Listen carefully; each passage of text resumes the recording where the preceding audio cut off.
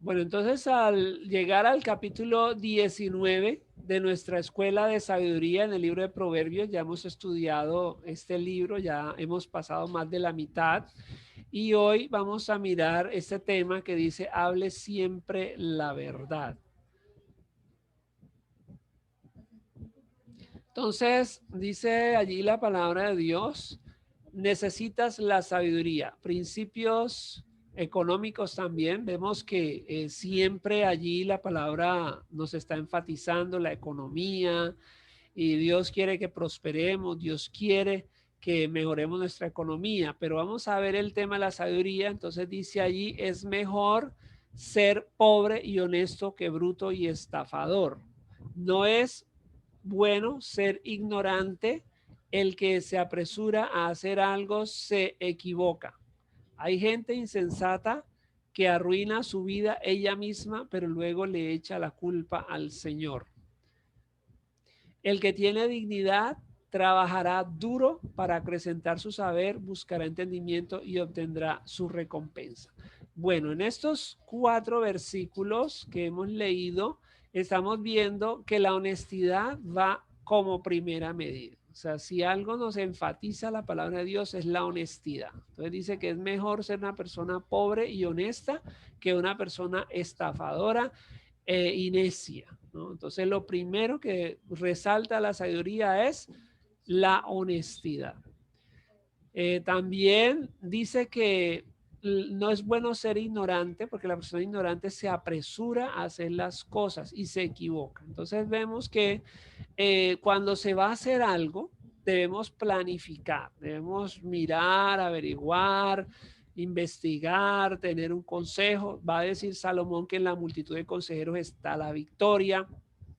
Entonces, no apresurarse a hacer las cosas al criterio de uno solamente, porque también nos dice el capítulo 3, hijo mío, no seas sabio en tu propia opinión, teme a Jehová y apártate del mal, porque será medicina a tu cuerpo y un refresco para tus huesos. Entonces, que nosotros no seamos personas tercas, que no seamos personas aceleradas, sino que podamos pensar bien, y este es un libro que nos va a hablar de la sabiduría y por eso dice que hay gente insensata. La palabra insensata es que no tiene ciencia, que no piensa, que arruina su vida ella misma. Entonces muchas veces por ese acelere, porque somos activistas, entonces viene un problema y entonces sin pensar, no, yo creo que la solución es esta, entonces de una vez embarca en otro problema y los problemas se van agrandando. Entonces, por favor, tome una pausa, por favor, porque dice usted y yo hacemos las cosas mal y entonces eso, ¿cuántas veces no lo escuchamos, no? Le echan la culpa al Señor. Ay, si Dios me ama, ¿por qué me está pasando esto? Ay, si Dios existiera, ¿por qué pasa esto en el mundo? Y las cosas en el mundo no pasan porque Dios las quiera, simplemente. Las cosas en el mundo pasan porque nosotros también las hacemos pasar. Entonces, eso es lo que pasa con la necedad. Pero dice que el que tiene dignidad trabajará duro para acrecentar su saber. Entonces, cuando una persona realmente quiere ser digna, va a esforzarse, va a investigar, va a escuchar, va a estudiar, va a analizar, a ver las cosas, va a reflexionar para buscar entendimiento y así tener una recompensa.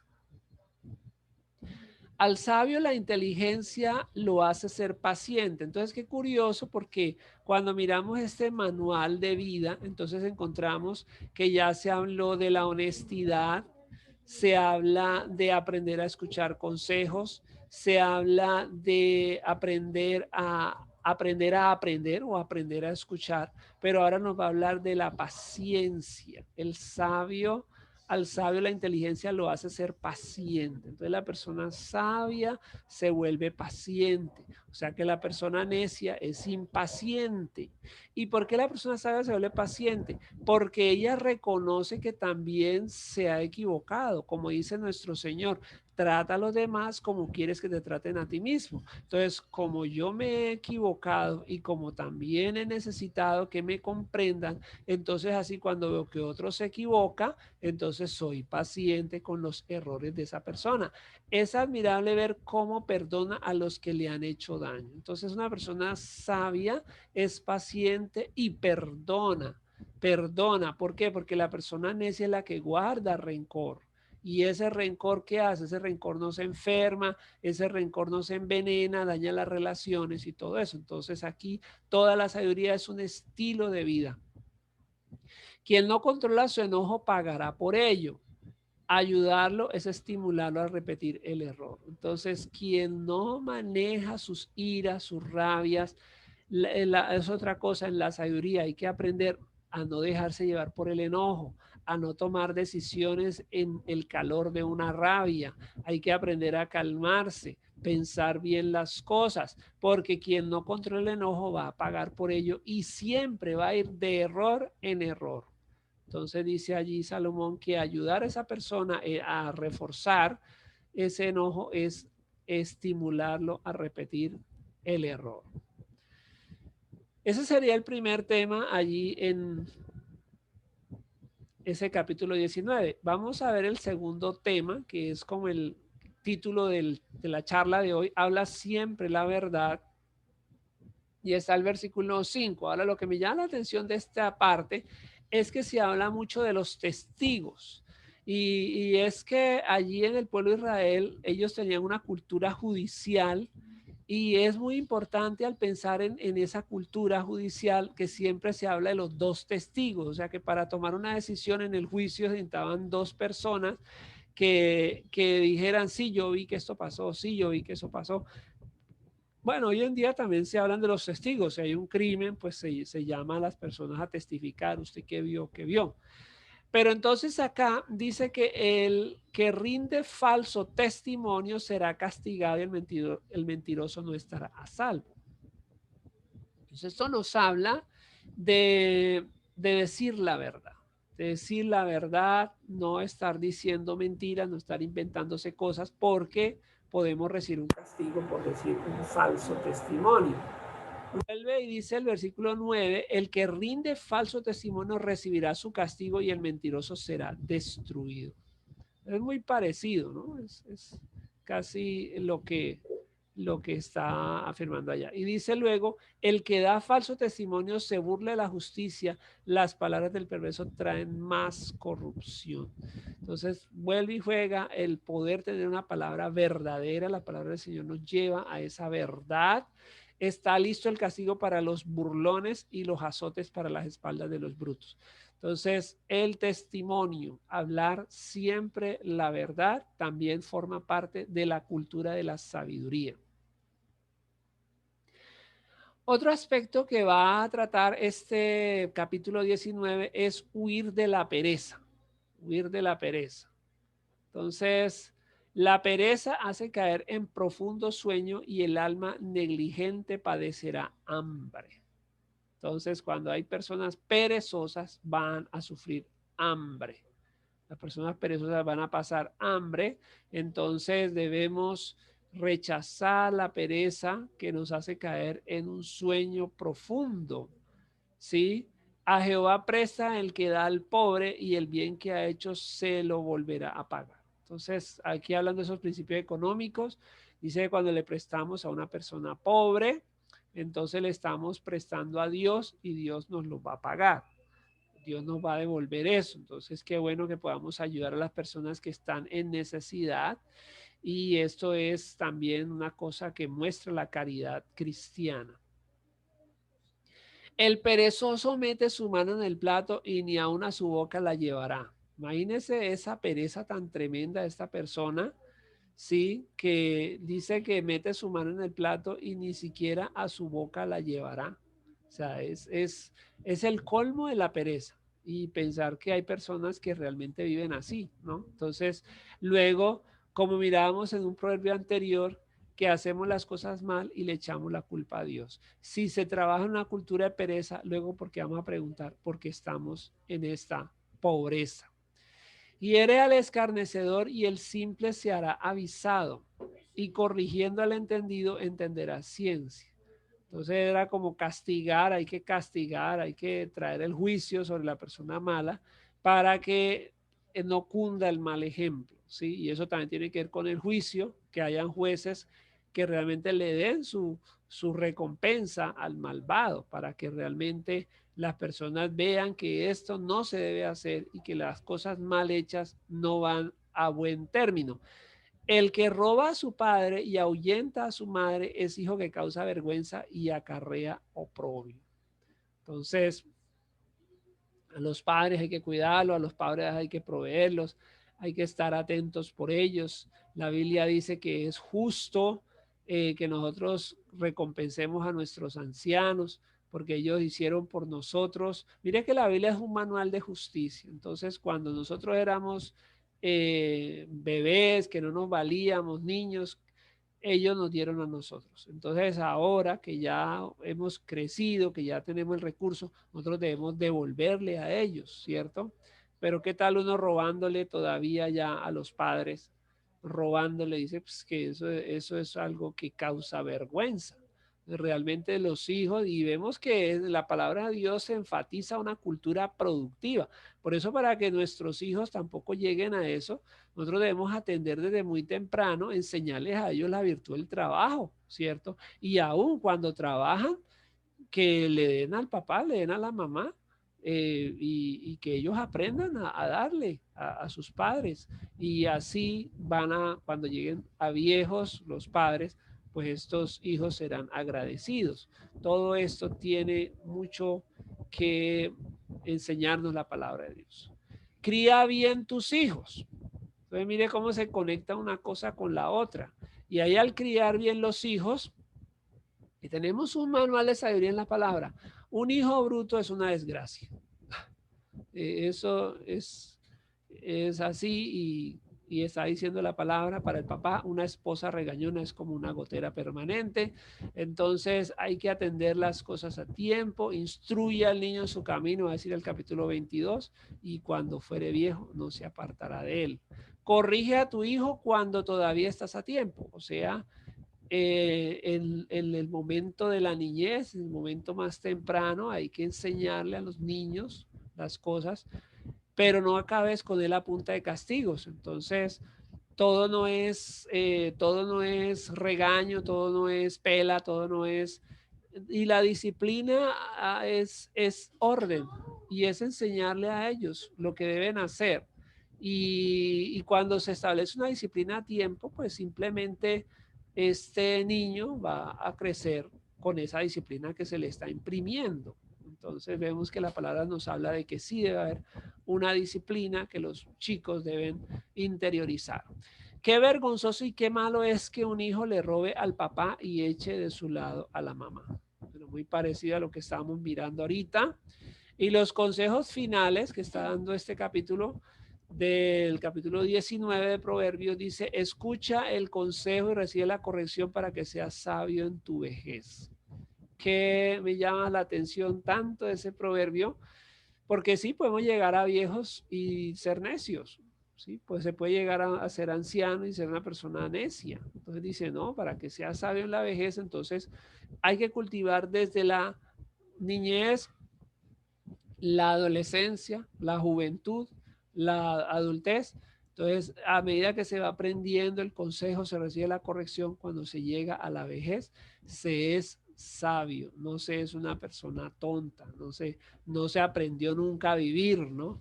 Es como lo que está diciendo allí, que pase toda la vida y que nunca se aprendió a vivir, nunca se tuvo el sentido de la vida y nunca se supo qué era lo que había que hacer. Entonces, eso es tristeza. Y para eso necesitamos recibir el consejo y la corrección. Muchos pensamientos hay en el corazón del hombre, mas el consejo va a permanecer. Es como una idea de que uno tiene muchas ideas, muchos planes, muchas cosas, pero es Dios el que finalmente toma la decisión. Por eso siempre debemos tener en cuenta a Dios y todo lo que vamos a hacer, ponerlo en las manos de Dios. Contentamiento es a los hombres hacer misericordia, pero mejor es el pobre que el mentiroso. El temor de Jehová es para vida y con él vivirá lleno de reposo el hombre, no será visitado del mal. Entonces miren que estos son consejos preciosos porque nos está ya enfatizando, como lo dice el Salmo 34, venid hijos, el temor de Jehová os enseñaré. Me llama tanto la atención porque en la cultura hebrea, ¿cuál era el sentido de la vida para ellos? Enseñarle a los chicos el temor a Dios. Y mire que hoy en día por la juventud perder ese temor a Dios es que vemos realmente una juventud desbocada, perdida, rebelde, todo eso. Entonces, pero dice el mismo padre, venid hijos, el temor de Jehová os enseñaré. O sea que nosotros los padres debemos no hacer de nuestros hijos pequeños dioses, sino realmente enseñarles que ellos deben respetar y que hay límites. El límite es en las cosas, todo tiene un límite y hay que rendir cuentas. Entonces, que ellos aprendan responsabilidad, aprendan que existen límites. Es una frase muy bonita que se maneja, ¿no? El límite, no, hoy lo estábamos escuchando con mi esposa.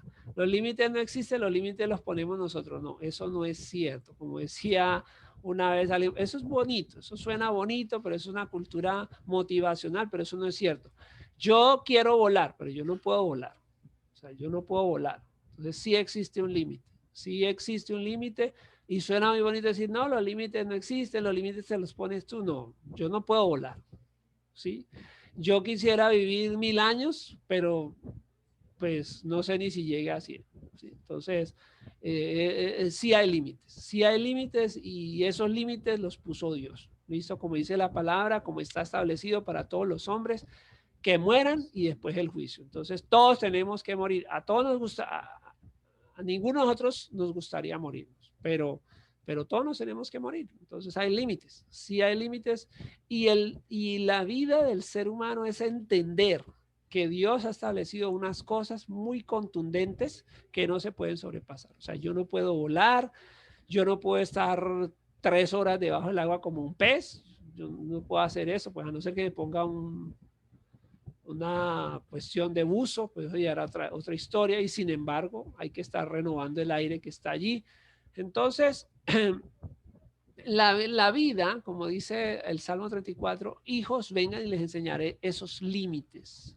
Debemos aprender que existe una limitación para el ser humano y que esa limitación es lo que Dios establece para nosotros. Otra cosa también es que hay que asumir responsabilidades. O sea, no es que, ay, tan hermoso el niño y entonces con qué se tropezó, con la pared tonta, y le pegamos a la pared. No, tenga cuidado, amigo, y no se tropiece porque si usted vuelve a tropezar, ahí se revienta la cabeza. Entonces, o sea, hablar las cosas que son y todos tenemos que asumir una responsabilidad. Entonces, hablarle la verdad, no llevar a nuestras siguientes generaciones en un mundo de fantasía. Yo noto que hoy en día la educación hacia los niños trata de ser bonita, ¿sí? Trata de ser idealizada, ¿sí?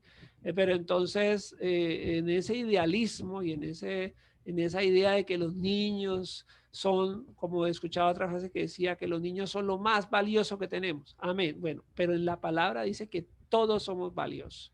Pero en ese sentido de llevarlos a ellos, sí, qué bueno que ellos vivan en un mundo hermoso y todo eso, sí, pero entre más rápido aprendan la realidad de la vida, mejor para ellos, porque estamos en un mundo peligroso. Estamos en un mundo violento, estamos en un mundo agresivo. Y si esos niños salen en un mundo de fantasía y creen que todo es bonito y que todo es de color de rosas, cuando lleguen se van a estrellar. Se van a estrellar. Entonces hay que aprender el temor de Jehová, que es la vida del ser humano, que hay que respetar las barreras, que hay que respetar a otras personas, que hay que respetar los límites ajenos, que hay que ser responsables y que algún día daremos cuenta por todo lo que hagamos. Entonces, cuando nosotros entendemos eso y entre más temprano mejor, dice que así el ser humano vivirá lleno de reposo y el mal nunca llegará. Ah, esa sí es la verdadera enseñanza. Esa sí es la verdadera enseñanza, ¿cierto?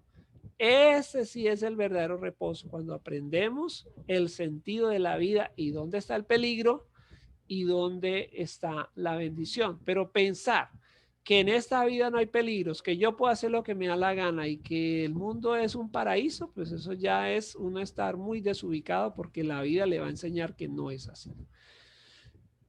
Y acaba de decir Proverbios 19:27, cesa, hijo mío, de oír las enseñanzas que te hacen divagar de las razones de sabiduría. Esa es una gran conclusión en donde se le está diciendo, deje de escuchar las cosas que lo hacen perder, dejen de escuchar las cosas que lo hacen divagar. Divagar es como estar uno como en las nubes. Y a veces hay enseñanzas, como dice aquí, son enseñanzas, pero son enseñanzas que nos pierden, que nos hacen divagar.